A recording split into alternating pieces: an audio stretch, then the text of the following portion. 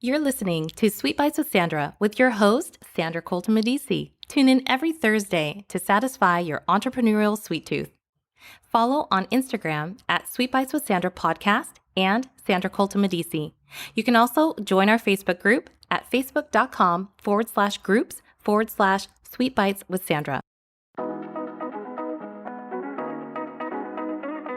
Hi, I'm Sandra, and I'd like to invite you to subscribe and listen to my new podcast, Sweet Bites with Sandra. Satisfy your entrepreneurial sweet tooth in each episode, full of digital business tips, inspiring interviews, asides from my entertainment career, and rewards to celebrate your sweet success. Find Sweet Bites with Sandra on Apple Podcasts, Spotify, or wherever you listen to your favorite podcast.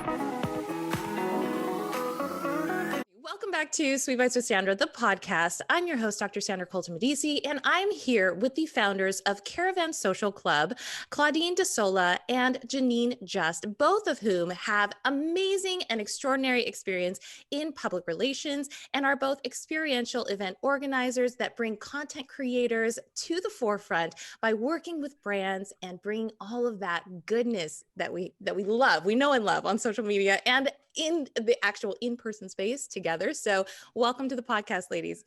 Thanks for having us. Thank you. Thank you. Yeah, well, so tell me about, and let me just direct it to Claudine first. Tell me how Caravan Social Club came to life.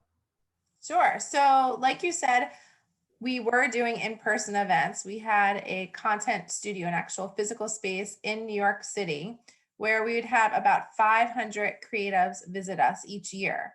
And it was, when the pandemic hit, we obviously could not do these in-person events. And I always say, like, we're social, like we're about being around people, meeting, networking, putting creatives together to be able to do awesome projects. And we weren't able to do any of that.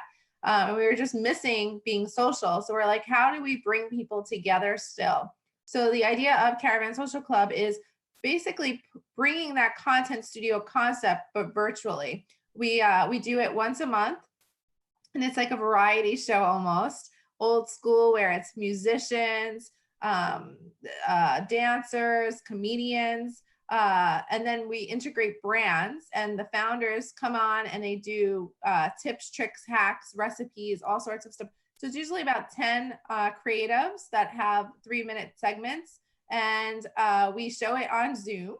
So we say we are not in the same room together anymore, but we're on the same Zoom together, and it's fun. Community, they come together. It's a live show, so it's like this, like where we're having conversations. People are having conversations on chat back and forth. People are meeting each other. It's almost like feels like you're in a club, you're getting entertained. And our whole thing is like, where do you get to sing, dance, laugh, and shop all together? And we take that 1-hour show that was on Zoom, and then we reorganize it, put everyone's title in, and then we put it on Facebook. So if you missed it the first time, you can see it again and again. And these creatives that are part of the show, are doing this so they can repurpose a lot of the content for themselves. So a comedian that just did a 3-minute segment with us, and it sounded really good and they were psyched about it, they can actually use that again, on their own social content. And that's what, our goal is, to introduce creatives to one another still, and to still be able to be producing content with them. Great. So my question is now, how did you go from, obviously back in 2020, which was not that long ago, but I mean, you're like, how can we take this and pivot? So Janine, can you talk about how, maybe you guys got your heads together and like, we need to do something, or maybe just pulling those creatives together, I feel like is hard because everyone was going through their own thing, and a lot of people who are creative just didn't want to do anything, so how do you kind of motivate, somebody who might not have been self-motivated to get together and have those creative juices going again? Good question. How do we become with our pivot? Well, we were about to go into our best year in the studio where we were like high fiving, going, this is great. Like these ideas are sticking, people are getting it, brands are embracing it, content creators working with talent. And then that was quickly taken away. So we had to, I mean, a lot of our budgets were put on pause, as rightfully so, where people were just trying to figure out the navigation of where this is going to happen, what's going on. And, it was a good month of, okay, we have to figure out this virtual space and we have to figure out quickly because everyone else is trying to do that same thing. And we kind of felt like everybody was on a clean slate. So, we were kind of all trying to ideate together and jumping on town halls, obviously jumping on a ton of Zoom, meetings amongst, colleagues and friends and figuring out like, what are you doing? Did you hear like, how can we get people to be engaged on the virtual setting? How can we get people that were so used to seeing people in person and like love being part of those types of in-person experiences? How do you recreate that, on a Zoom and or a Google Hangout? So I think it was a lot of ideation, trial and error. Some of it worked. Obviously, what worked is what evolved to the Caravan Social Club. Other ideas did not work. And it was just kind of, you know, going with the equation of like, what's going to be that algorithm, that secret sauce that's going to get people to stick. And what we did find was with those content creators, a lot of them couldn't have access to, photographers or videographers, and a lot of the talent that you're used to work with, they're not doing red carpet appearances, they're not promoting any of their projects were put on pause. So it was a way where everyone was kind of like in this same boat together, and how do we create that platform where they can still do what they love to do and still be creative and still do, their talent. So I think the Caravan Social Club with our episodes has kind of evolved from that, where we have that platform. We plug in awesome talent to say like, hey, I might not be doing, my in-person comedian acts, but I'm going to do something here. And, I think Claudine had mentioned, but like one of those comedians ended up getting an Amazon, Prime show. And I seriously think, Claudine, that we were in there for like the Oh, 5 seconds because he showed like all of his Zoom, different material that he was doing. So I think we were in there. But it was just great to kind of provide that platform for everybody. And not only did we get to work with content creators, but we said, people need money. Organizations, we need to kind of, people are out of work, out of jobs. How can we put money into people's pockets? So we tried to work with different organizations that spoke to us, where we can raise money for those people that had the resources, that were able to do that. There were also a lot of small businesses struggling. And like you said, a lot of them are just like, you try to figure out like how to be that creative and outside the box, but like you said, some people, it's hard to kind of wrap your head about, okay, well, I was a retail store, how am I supposed to showcase like what we have in inventory? So we try to get creative with supporting local brands, small businesses, so that people can shop them and say, hey, here's somebody that we would love for you to support too. So it's been amazing to kind of create that community. It hasn't been easy at all. I finally feel that like we're getting our website, which is going live hopefully end of this week, next week. But we just did a whole rebrand and like new logo and, all this like awesome video work and all the content that we've been creating for the past like 6 months. And I feel like we're in such a good place to kind of share with everybody our journey. And we want to grow that community with everybody. Yeah, well, I feel like there are a lot of people rewriting their own story right now. And you gals have had so much experience before this, great idea that, I kind of wanted to tap on a few of those experiences. So you have worked with Fortune 500 companies. I mean, I'm going to rattle a few lists like Kind Snacks and Columbia Sportswear and Coca-Cola. And I mean, just a lot like Citibank or Citigroup. Like there are so many people in those organizations, decision makers who have maybe had to cut back or didn't know what kind of messaging they wanted to put forward during a pandemic. And we're still in it right now. So even though we've had this kind of pivot, and I know we want to, fund the creators because these are the people who get us through, right? So how do you pivot even further into 2021? Like, what is your long term, like, what's the end of 2021 look like for you? Maybe Claudine. Sure. I mean, we also had to think, what do we do? Because right now we're virtual. So we created this program so it could go back into, in real life events. So, taking this as pop-ups to really cool places, even across the country, because our name has Caravan in it. So we're all about, always road tripping and bringing the caravan to other places. So as far as, what people say to us, well, what happens when things open up again, when we all get vaccinated and we want to be out? Like, no one wants to be on Zoom maybe at some point anymore, at least for entertainment purposes. So we have that kind of forecasted as our linear kind of model where we would go with that. But also I think that we have to, it's a package, it's packaging to other entrepreneurs. It's what Janine just mentioned, is how do you package this so that corporations like those Fortune 500 companies, like the emerging brands that might have just gotten VC funding, can understand what we're doing. Because as creatives, sometimes you have to figure out how to get through your weeds, and tell your story yourself, and tell what your quick soundbite is, and tell what your story is and what your philosophy is very quickly, because those types of companies aren't going to understand a ton of sentences that go out in an email. Like, it has to be like quick to the point. And that's where video content is going to be really important for us. So we've developed like a plan to be able to tell and show what we're doing via video. Like Janine mentioned, it's using a website to kind of tell that story. But, I think that these brands, not those brands, but like brands in general, are spending a lot of money still on content creation that doesn't feel genuine. It doesn't feel authentic. A lot of it is just someone holding up a product and being like, oh, I love this product, you should have it too.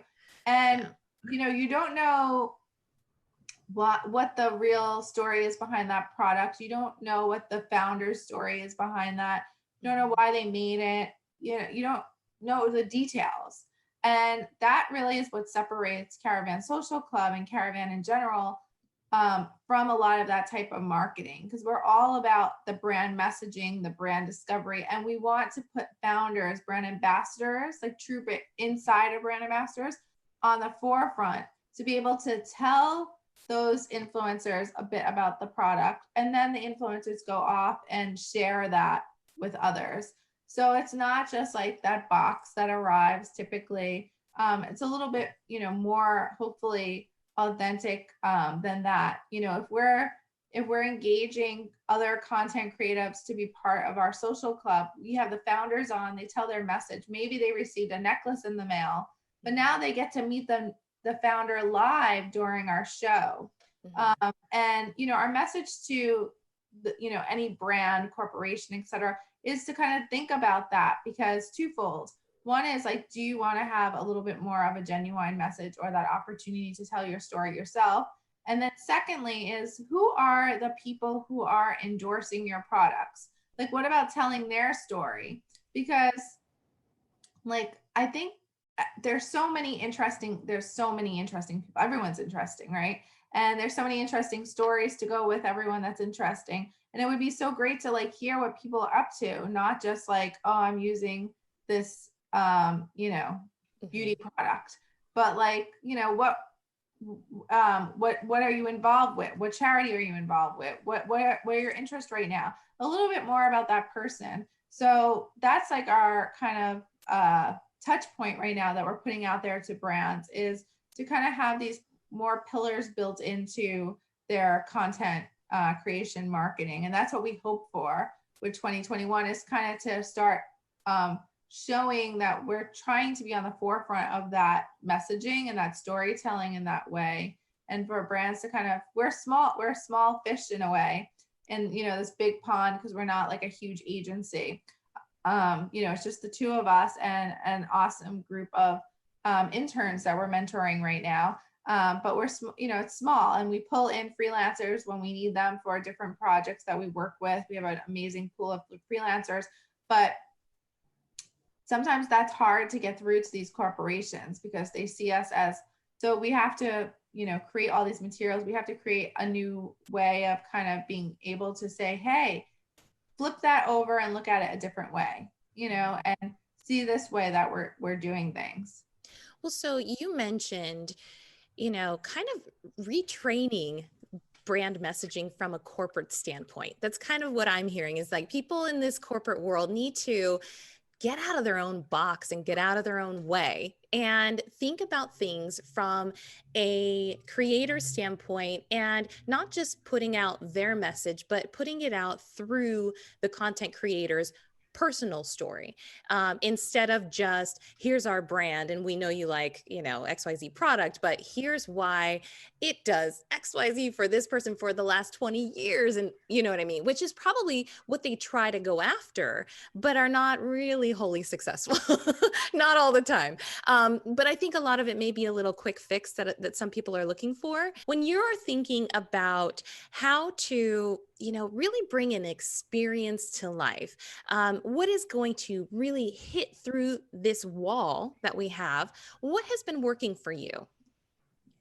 Well, I think we're going, and we just like talked about this yesterday with the rebranding, we're going back to basics. I think brands forget that they are storytellers and they have to act and create that message and that emotional connection to their audience.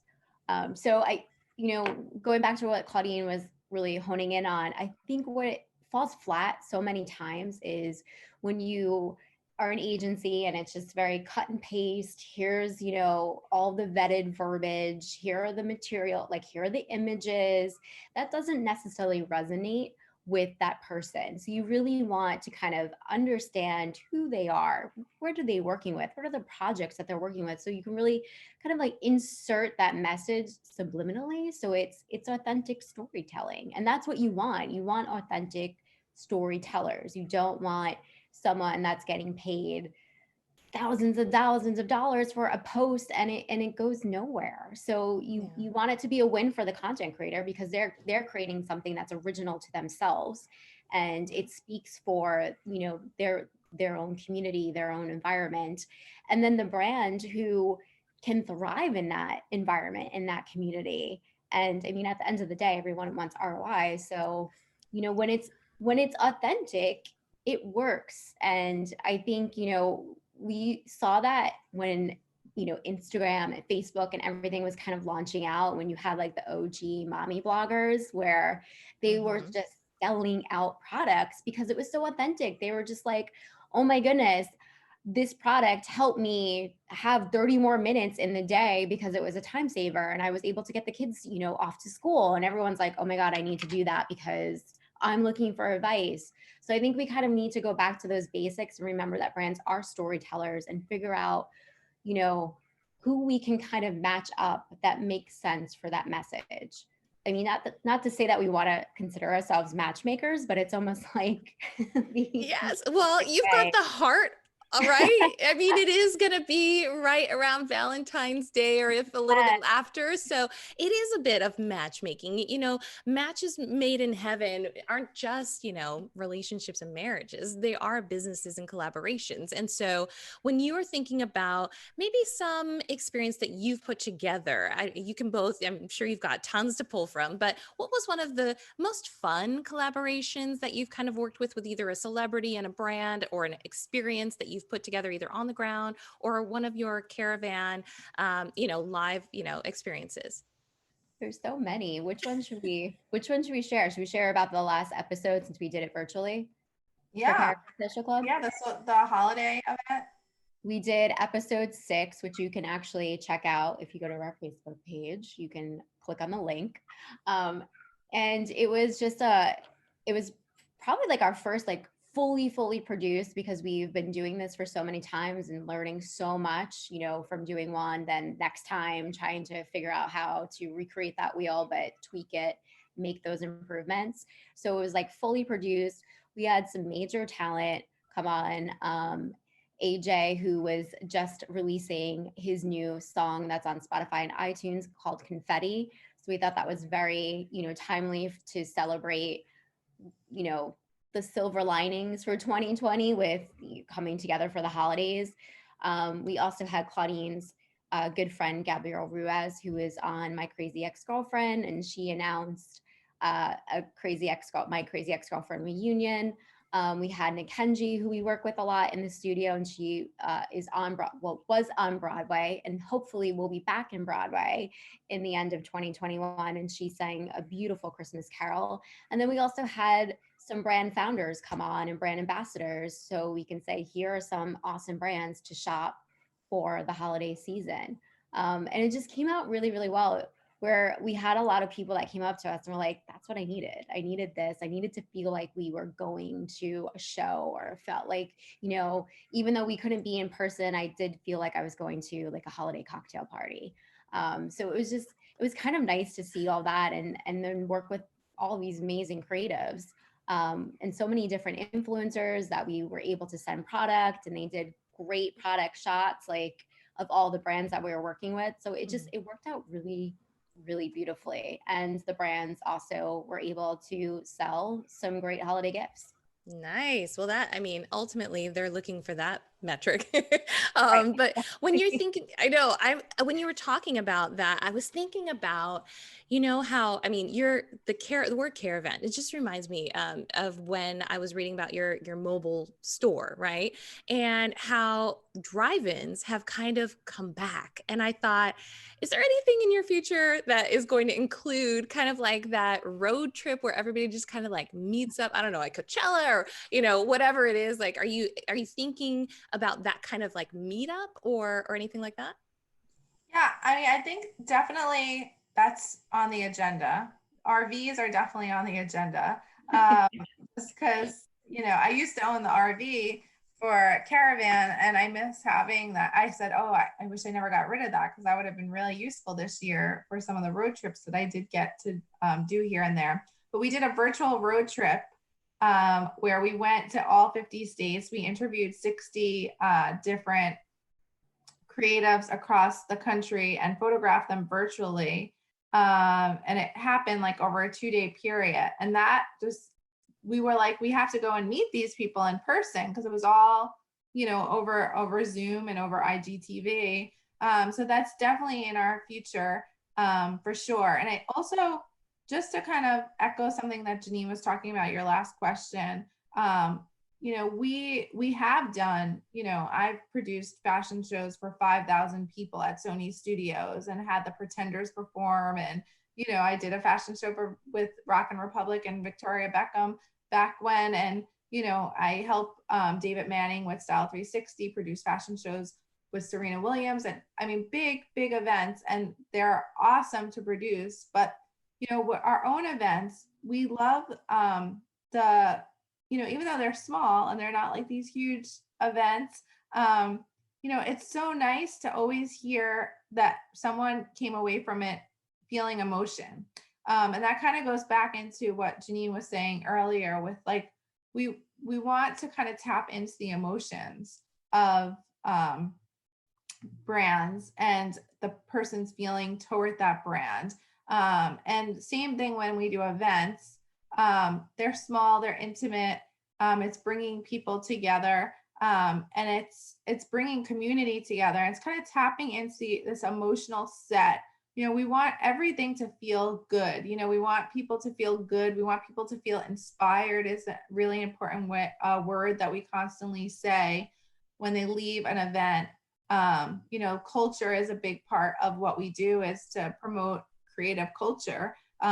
You know, whether it be music, whether it be dance. And we want to like instill that feel good feeling, you know, like the same way when you go to a show or you go to a comedy show and you get to laugh. Like laughter is like the best thing ever. So, you know, when we look at these events, And when we produce these events, like we know it's a success when someone does give us that kind of feedback. Like, oh, I got so much out of this, or, and like, you know, it doesn't have to be a high budget event because these are not high budget events at any means. But it's not the, flower wall. It's not the fancy menu. It's just showing you, it's not all of the expensive stuff that a lot of brands put into events. Mhm. Um, the flower walls, the flower crowns, and those are all nice. But when you're doing like 100 different things at one event and it's costing $500,000,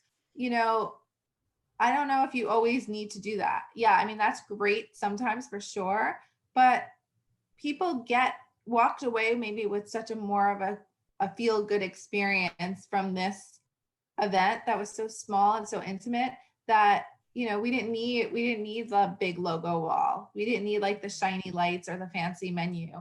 There's a so I think that it's important to kind of look at those details even moving forward. And I feel like, I'm afraid that once things turn around, that brands are going to be like, oh, I have all this extra marketing budget I didn't use all last year. I'm going to go with a big party, and that might be okay. But it's like the state we're in right now with so many people still, when we come out of this, not being able to have jobs and, not being able to like have extra money to shop or food and all, like that doesn't feel very good, like, so yes, it's commerce. Yes, this the Caravan Social Club does have a shopping part of it. But we also try to surround it where it doesn't feel like all that flash. It's flashy. The people, the creatives are the flashy part of it, and all of what they do. And then we don't have, all of this extra budget kind of mounted on it. But it still kind of maybe does something even better at the end of it. Yeah. Well, I hope that, oh, sorry. I saw that you were about No, to say I was something. just gonna say it's also it's just not sustainable. Like, Right. you're spending all these dollars, and what do you do with the flower wall after it gets photographed? So it's just like those things I think people are being more conscious about, Hmm. to say, is this what we need for the environment, for ourselves, and then also to spend these extra dollars. So I think a lot of companies, regardless of doing events or office space, I mean, that's just, it's all getting reworked, and that whole model is completely being reevaluated. Yeah, well, I mean, big brands are opting out of Super Bowl advertisements at this point. So, I mean, this episode will air after it, but definitely it is a conscious, choice to spend your ad dollars in certain places. And so, Right. I do think that is a thing that people are looking at. And I know that if I'm hoping, like you said, Claudine said that if we all, once it has turned around, that there won't be huge events, that we'll try to do it small and small and small and grow and grow and grow. Because the better part about that, when I think of that, is you have that intimacy level that you don't have in a big venue, right? It's the same reason that rock concerts at the, Troubadour down the street are amazing versus at the LA Coliseum. You know what I mean? Like it's a different kind of event. And I know that people walk away with someone, not different. I should say there's different memories. We'll put it that way. But I do think that that's a tactic or some sort of strategy that people can use moving forward, instead of just going, I'm going to go with the bang because I got all this money, but really cultivating what you began planting those seeds for in 2020 to then really see, bloom in 2021, and then like hit them hard in 2022. You know what I mean? So I know we have so much to talk about. Let's just pull this one together with the last question of what is one takeaway from each of you of your careers so far, that if you could just, sit down face to face with somebody who's just starting out, what would you tell them? What is something that you've learned along the way that if you knew that at the beginning, you would do it? So let's start with uh let's do Claudine first. There's so much. I Oh, think it's so hard to pick one. I know. I may have a couple. quick ones. So I think definitely having a business plan, not necessarily, I mean, it's always good to go to someone formal and write that business plan. So you have like a directional kind of way that you're going. That's super important. And making sure that you have the skills that you need, that you really need, and the time you really need when you're starting, because when it's your own business, it's yours, and you have to put, even if you're working another job, you have to put so much into it, and you really need to make sure you have those skills. Caravan originally started as a store, and the mobile store did great because it was, people were coming on, it had got international press, and people just wanted to come on and buy something, but then I opened other stores, and one of the stores, which was the bigger store, didn't do as well, and I didn't have, I didn't really have selling skills. Like I didn't really take all those math classes and sell through classes, but I was like, hey, I know how to buy clothes. I know, how to say that this is a cool designer and merchandise it, but I didn't, so I was like lacking so many skills, which was like such a big downfall of the store. So I think it's important to kind of really frame out the skill set you're going to need to be able to, and some people are business and some people aren't marketing, and some, like I'm marketing, I'm not business mind, I'm not math mind. So it's like, you need to have that though, to have a business. So having that business plan and that list of things, like kind of checklist of what you'll need and what kind of skills you'll need to get the job done is super important. And I always say networking, but I feel like I've done that since the beginning. But for anyone that's not networking, I would say that that's such an important thing. And then always never, and this is something I've always done, but I think a lot of people don't do this, is like always make friends with everybody, like from the assistant all the way up, because you never know, like there's so many actors that had, guest roles and now are stars, that who knew where, their career was going to go, that we met them when they were like, had a small role on one TV show and now they're a lead on another TV show, or, an assistant at a magazine that's now the editor-in-chief. So it's like, you just never know. Everyone should always be, no matter what, not even for business purposes, but we should always be kind to everybody. But no, like take extra time sometimes with someone. Like we take so much time to mentor our interns. We feel like we put so much time into it, and that's so important to us. And we never know where these interns are going to go and where they're going to end up one day. They could end up, at the top companies. And it's like, we kind of start a little bit of their foundation. But even more so, it's just like, we're helping them build that foundation, and that's such an important thing. So it's like, sometimes if you have the time, take that time to mentor others, during your own journey, because you also may need a mentor. Like I've had lots of mentors along the way too, so it's very reciprocal, like to kind of pay it forward all the time. And that was a lot of things, there's not just one. That's okay. I'll do a quick one. Janine, what would you say? I'll do a quick. I always say it's about leveraging relationships. So it could be, your best friend, it could be your neighbor, and you kind of work backwards to see who's in your network of people that can introduce you to another good potential relationship or potential lead. And because how you leverage your relationships best is really how you're going to succeed at your job. And what everyone's always saying, well, what can you bring to the table? Well, what you're bringing to the table is your Rolodex of lunch meetings, cocktail meetings, dinner meetings, your breakfast. So all of those tedious things that you have to do, where I know Claudine touched a little bit about networking, but like you need to do those things because you never know where those people are going to lead to, or where that conversation 2 years ago might walk you into a $50,000 brand deal. So it's always just keeping those relationships in your back pocket and then leveraging them. So it's not only an advantage to yourself, but an advantage to that person too. How can you make them in a winning, solution and in a winning experience? So I always say, however you leverage your relationships is really how you're going to succeed in whatever you're working on. Nice. We'll see you after the break.